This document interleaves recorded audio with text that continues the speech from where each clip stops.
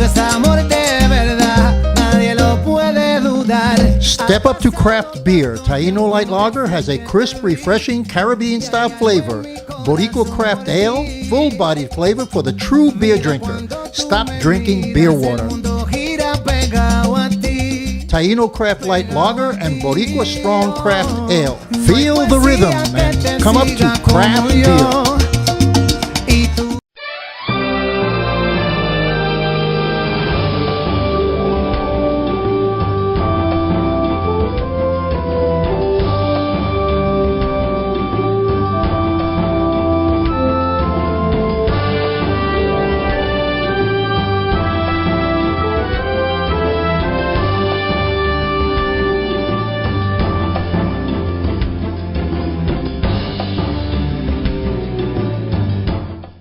Hi, I'm Danny Ramos, and welcome to this week's edition of Hispanic Speak Out TV, brought to you every week on Spectrum Cable, channel 194. We're here and we talk about some controversial subjects sometimes, so we welcome you to tune in and hear about things that you don't hear about anywhere else. I'm here with Sandra Rivera. She's an attorney, and she's also the host of Hispanic Speak Out on a weekly basis. How are you? I'm good. I'm well. How are you? So what do you want to talk about? Who are we going to hit today? I got in trouble the last time. Did you really? Yeah, well, that was the interview with... we don't say it? Okay. We don't say it. You got to tune in to the archives. So last week, her and I got into this thing about racism and capitalism and all of that. And I think that we'd like to continue that because it is a taboo subject in our society. It's the R word, and nobody likes to talk about the R word except for extremists who talk about the R word. But here we have a lawyer, and here we have me. Now, I'm not an extremist. Some people think I am. But, you know, the mere fact that we're willing to talk about it and raise the issue, that doesn't happen anywhere else. Okay, so last time we were talking about capitalism and whether it was inherently a part of, racism was inherent to capitalism. And we both agreed that it was. Sure, it does form the foundation. It was part of the foundation of capitalism. I mean, to say, I mean, I guess when you say inherently, yes, it is a part of it. Yes, it's improved, but it still exists. So yeah, I think it's fair to say that a lot of capitalism is grounded on racist tendencies or principles. Yep. I agree with you on that. So let's take a little, since we've agreed on that already, and we know that major corporations, because politicians go and come, you know, they have their time in and time out, but major corporations have lasted a long time in this country. Now, we're not saying anything negative about the present policies of major corporations. We're discussing history and historical values here. Do you think, and I'm going to throw you a hard one, okay? Okay, so you have major corporations that go back 100 years, some 150 years, who were in our society during the time of slavery, during the time of blatant racism. Should there was a period where they were talking about, hey, you know, there should be repayments. There should be reparations to people because they were prevented from progressing economically for 100 years, actually 200 years. You know, because the reality is they were enslaved in 1776, and then the Civil War came, and then the Civil Rights Act wasn't passed until 1964. So that's like 200 years of packaged racism based upon our society. Do you think that should happen? Reparations? You mean, should it continue to happen? No. I mean, because there is a sector of people that believe that there should still be reparations in this day and age. Yeah, I believe it. Why do you believe it? I believe it because it's very simple. If you discriminated against me for 200 years, okay, where I couldn't get a job, I couldn't own a business, I couldn't get a loan, okay, and that was part of society's and part of the government's role, which major corporations played a role in, that means that other guy got 200-year head start. So then basically you're saying that reparations should be paid in perpetuity. I mean, because they didn't do that to you. You weren't a party to that in the past 200 years. Yes, but my family was a part of it, and they were the ones who gave me a foundation. That foundation was not similar to other foundations of other people and other families. You know, so I think that, there should be. I don't know what the formula is, but you know what? I'm going to think about it for the next show. Well, and where but do I think you- there should be some kind of consideration.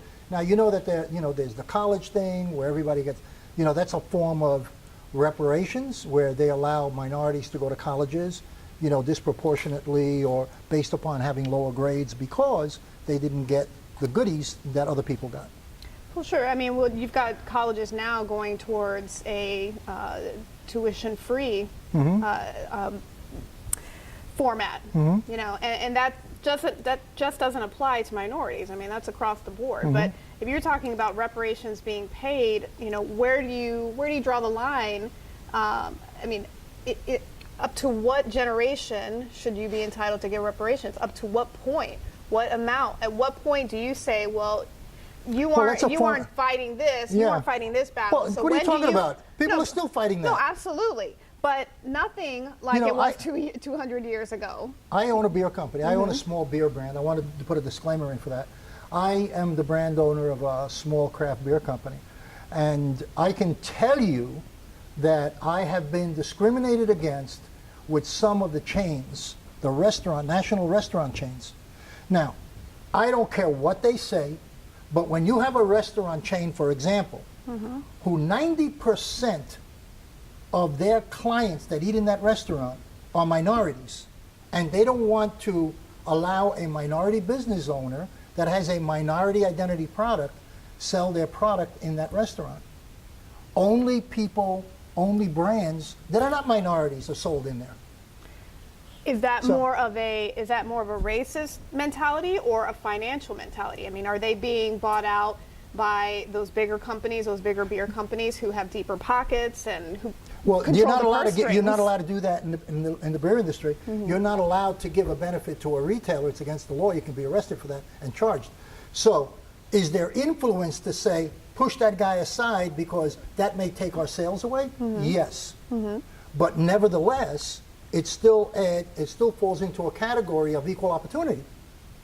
So they're blocking me from equal opportunity to serve my own community. I'm not talking about serving, a community that's not Hispanic or black. I'm talking about serving my own community, the community that I'm a part of. But then what would your argument be if their 90% of their clientele were white Americans and they're blocking you? Then it becomes a financial issue. No, then I would say, okay, why don't we just test the product out in there and see if it sells?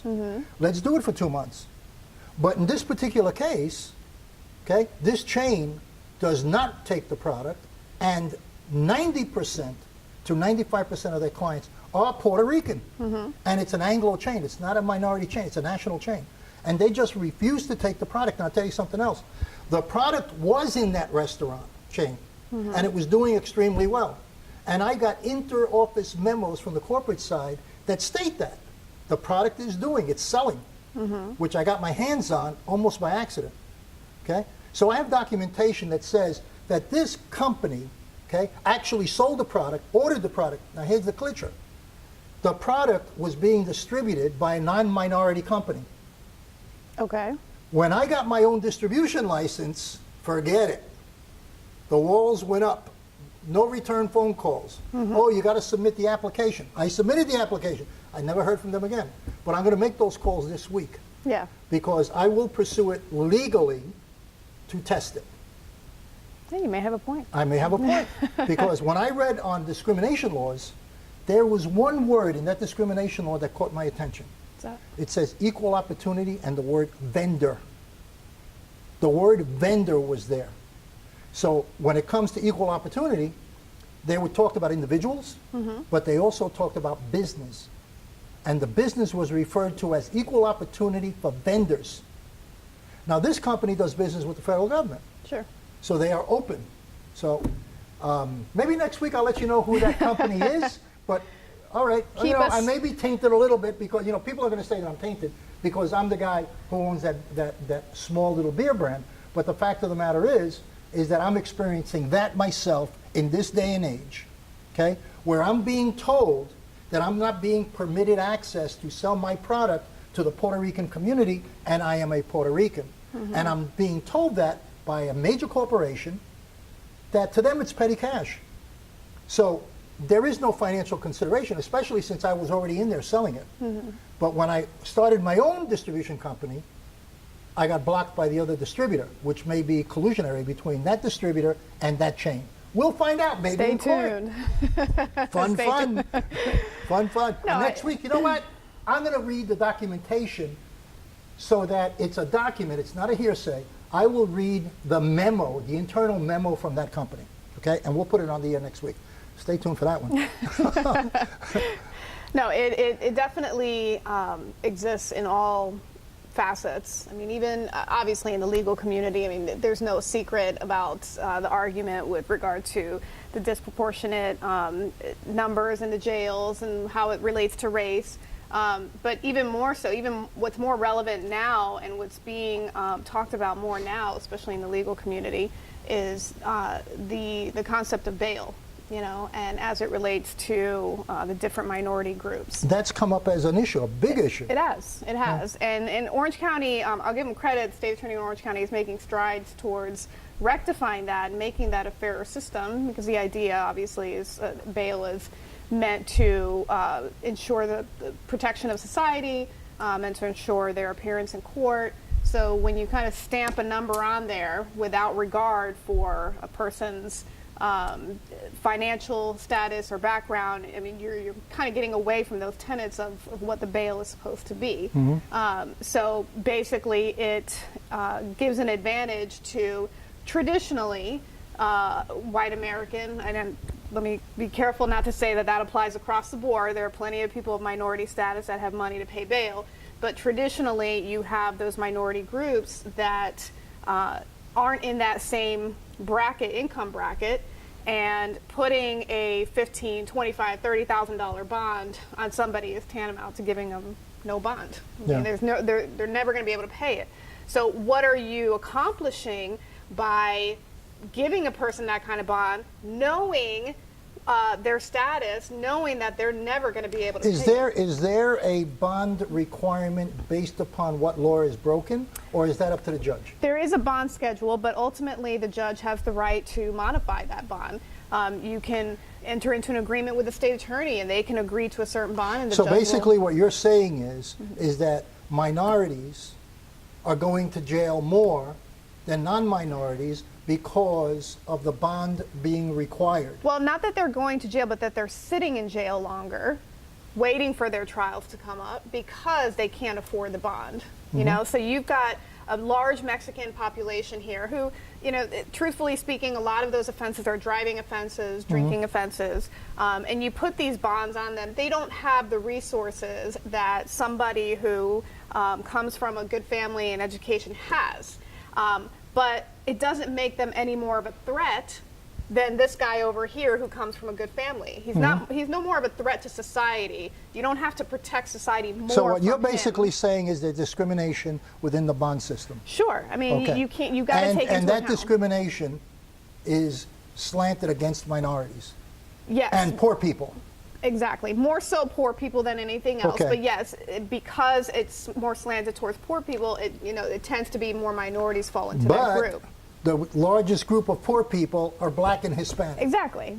That's why I'm saying, it's So it's a gonna racist naturally- situation. Right. It's going to Okay. naturally flow that way. Okay, so we're talking about racism existing in our society Sure. today. Okay, so let's talk about wealth. Okay, let's talk about wealth in America. All Okay. right, I want it. I ran up a couple of numbers that I looked up on my phone, and maybe this goes back to 1776. The reason why, but 1% of the people in this country control the 40+% of the cash in the country. I believe that. Absolutely. Did that surprise you? Well, I didn't realize it was that high. I thought it'd be like 15%. And it's something that I'm looking into because we started to talk about racism, and then we got into this how racism started in our country, very at the beginning, and whether capitalism was inherently racist. So I said, okay, let's look at the numbers. So I happened to look at the numbers, and I pulled my car into a parking lot because I went, whoa, let me pull over. And I looked at it, it's like 1%. That's like one person out of 100 people controlling all the wealth in the United States of 40 people. Now, what's interesting is that 10% control the other percentage.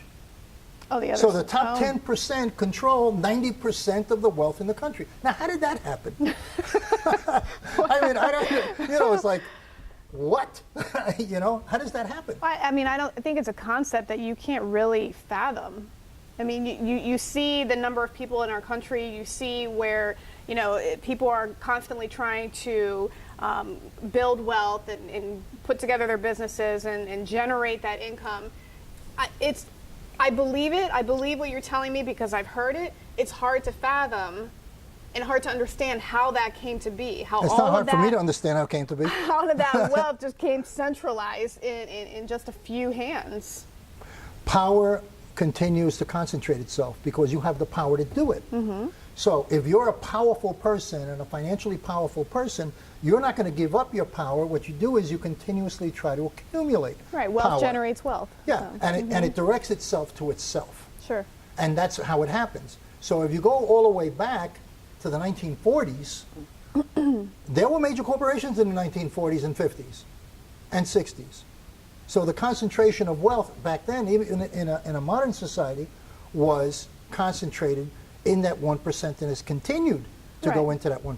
So until It there's a hasn't total changed. collapse of that economy, then Yeah. it's just going to continue. It just continues Sure. and continues, which it's doing now. It's doing now. Listen, we've run out of time. We've had an interesting conversation. Stay tuned because we're going to be talking a little bit about human trafficking with some people that really know about that subject. And we'll be back next week to talk about more of the subject of racism in economics in the United States of America. See you next week. I am for the child who's had 7 addresses in a single year because she's in foster care, because her father abused her, and her mother couldn't believe her. She is the child I am for. I am a volunteer child advocate. I am you. Florida residents call toll-free 866-341-1425. Hi, I'm Danny Ramos, and you are about to listen to an interview with a man who's running for the United States Congress. His name is John Ward, who thinks all Puerto Ricans should go back to Puerto Rico. And I want to qualify that. He thinks all Puerto Ricans who came here as a result of the catastrophic hurricane, who came here to find a place to stay and a place to rebuild, should go back home. And he also thinks that Puerto Ricans shouldn't be allowed to vote if they establish themselves here in Florida. He's a member of the Republican Party, so I'm telling the Republican Party that this is not a person that should be representing the Republican Party in Congress. Listen to this message and let me know what you think. You can email me at info@rrma.us. So, first of all, I don't think they should be allowed to register to vote. And it's not lost on me that I think the Democrat Party is really hoping that they can change kind of the voting registers in a lot of counties and districts, and I don't think they should be allowed to do that. Secondly, I've got a good friend who actually runs Tote Maritime, which is one of the largest shipping concerns that runs the route here from up in Jacksonville over to Puerto Rico. So I get pretty current updates on what's going on in Puerto Rico. I think the situation's improving a lot there. And where I'm going with that comment is we should be looking to put the Puerto Ricans back in their homes, right? So the idea that they can come to the mainland United States, I don't necessarily have a problem with that, but I think we should be thinking about it in terms of getting them back home and providing the capital and resources to rebuild Puerto Rico, which I honestly think is where they belong. I absolutely disagree. Puerto Ricans are citizens of the United States of America. They have a right to go anywhere in the United States. Do I want them coming here and registering Democrat? Of course not. I want them to understand that they moved here for opportunity. They moved to Florida because they wanted to take care of their families. And if they want individual liberty and personal responsibility and equal opportunity, we, the Republican Party, need to show them why we're the party that they need to gravitate to. But I believe a resident citizen of Florida should be able to go to any state. I believe a resident citizen that lives in Puerto Rico should be able to come somewhere. Now, where I draw the line is government should not be paying them to continue to live off of government. If they want to move here and get jobs and live here, fine. The time has come when we have finished the humanitarian effort that was the right thing to do, to give them an opportunity to, their government down there, the Democrat-led government down there, allowed their infrastructure to be totally decimated. It's not their fault. It's not the citizens' fault that left. So they had a right to come. They don't have a right to continue to receive benefits from our government. I want to get them home. I think I have to. Esto es amor de verdad, nadie lo puede dudar. Step up to craft beer. Taino Light Lager has a crisp, refreshing Caribbean-style flavor. Boricua Craft Ale, full-bodied flavor for the true beer drinker. Stop drinking beer water.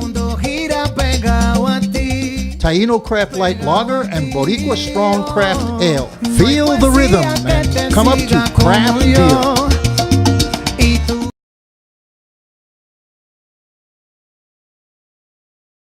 Good evening, everyone. Before we get started, I just want to let you know that this is being pre-recorded, so if you could silence your phones so we're not picking up the ringing noise.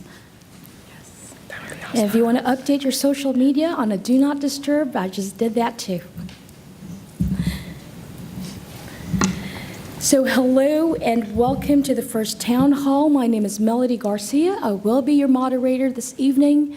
I am a host on an international television show, international best-selling author, and also lead the 14th Congressional Action Team when it comes to UNICEF. I will be taking this time to go ahead and introduce our panel, starting from the very right, to basically give their name and the organization they represent and their purpose. Hello, everybody. My name is Ross Spano. I am honored to represent the 59th District in the Florida House of Representatives, which is central eastern Hillsborough County, and it's a pleasure to be with you all tonight. Good evening. My name is Lisa Haba. I'm an attorney with the Haba Law Firm, and our firm has dedicated itself to helping represent victims of human trafficking as well as suing entities that allow human trafficking to continue in plain sight in our society. My name is Savannah Parview, and I am a survivor leader that is passionate about sharing my journey to inspire others and help them on their journey. My name is Lindsay Ruth. I am with Project 8, a recovery program that teaches victims of human trafficking an additional skill such as sewing or any extracurricular activity as art therapy. I also am a survivor warrior. Hi, my name is Tina Kadoff. I'm with Love Missions and Palette Coffee Brewery, and we're dedicated to the abolishment of modern-day slavery through our 4 projects, which are education, prevention, care, and assistance, and I am also a survivor. Warrior. My name's Jan Edwards, and I'm the President and CEO of Paving the Way, and we are out to be a fierce disruption in the cycle of child trafficking here in Orlando and around the world. My name is Tomas Lars. I'm the CEO and founder of Florida Abolitionists, a nonprofit based right here in Central Florida with a mission to end modern-day human slavery. I've had the privilege of being a victim advocate and working with victims since 2004 right here in Central Florida. And I'd like to also take this time to thank our live audience here in the studio for taking precious time out of your day to join us in not only awareness, but the fight against what I call the ugly truth of modern-day slavery. I'd also like to go ahead and address viewers that will be coming across this, as together we take a stance on the platform of truth on the modern-day slavery. We're all starting to learn more and more about this, so let's share some facts and statistics about human trafficking, also known as modern-day slavery. But first, I want a clear definition of what modern-day slavery is about. So I'm going to turn this information over to Lisa. So there's a lot of perceptions in society about what human trafficking is. Everyone's seen the movie Taken and has a lot of ideas that it involves dragging people across borders, kidnapping people, throwing them behind bars and into chains. But slavery can be that overt. It can be a lot more subvert. So I'm going to tell you what the actual definition of human trafficking is, in the United States and around the world. I'm going to give you a bunch of verbs, but it's important to understand these verbs because they cover the gauntlet of what could happen to a human being. And human trafficking involves transporting, soliciting, recruiting, harboring, providing, enticing, maintaining, or obtaining a human being for the purpose of exploiting that person. And there's two different categories of people that can be exploited under this. People that are children, which is legally defined as under the age of 18, or people that are adults. Now for children, if you are brought into commercial sexual activity, that alone is human trafficking. A child cannot consent to commercial sexual activity. Therefore, a child is going to be human trafficked if a person is bringing them into commercial sexual activity through one of those verbs for the purpose of exploiting them. Additionally, if they're being used for labor or for services and being exploited, that would also be human trafficking. Now, if you're an adult, if you're over the age of 18, it becomes there's a little bit of an extra piece that has to be proven, because an adult can legally consent to those activities. But if an adult is being coerced into commercial sexual activity or coerced into labor services, then that adult would be a victim of human trafficking. And so when I say the word coerced, let me just explain to you what that means under the law. Coerced can be done by, our legislature has defined it under 8 different ways. The one that everyone thinks of is force and threats. If you're using force to make somebody do something against their will, if you're using threats of force, that would qualify. But there's some other things that we see a lot. If you're isolating somebody from those that they love or restraining them in some way, that doesn't have to physically be a restraint, but it could be a threat of harm to something or somebody that they love. That would be a way of coercing somebody. There's something we call a debt servitude. A debt servitude would be where you put somebody under a debt that they can never truly get out of. Maybe you bring them somewhere and there's a cost incurred for the transportation. And they're going to have to earn that cost back. They're going to have to work it off. And that person can never truly make enough money to ever make a dent in that debt. That's a debt servitude. It's a hopeless situation where you're exploiting a person and they can never get out of that debt truly. So you're taking advantage of them, and the trafficker would be exploiting them. Holding somebody's immigration documents against their will, risking them for financial harm, using fraud or deceit to have them work in human trafficking. For example, if you had a person who was promised a modeling job, and when they arrived at that modeling job, it ended up being that they had to perform in commercial sexual activity in a prostitution role. That would be fraud or deceit, and they would not be doing that of their own free volition. And the last way that we recognize it under the law is with the use of controlled substances. And the way that works, and that's a new addition in the last couple years from our legislature, but the controlled substances piece is important because we see it a lot. What's happening is a lot of traffickers also deal in drugs. That's a very common duality that we see under the law. And when a trafficker has drugs and they have a person addicted severely to drugs, when that person begins to withdraw and they need the drugs to not get sick and not feel the effects of the withdrawal, that is a huge incentive for them to be forced into doing something. And a trafficker could very easily say, absolutely, I'd be happy to give you your fix. You need to go earn it. And when you come back with X amount of money, I'll give you enough drugs that you won't feel sick anymore. And it becomes this vicious cycle that they can't get out of. They can't get clean, but they don't want to be sick. And they end up being stuck in a cycle of human trafficking. So that's some of the ways that we define it here in Florida. Lisa, thank you so much for that extensive information.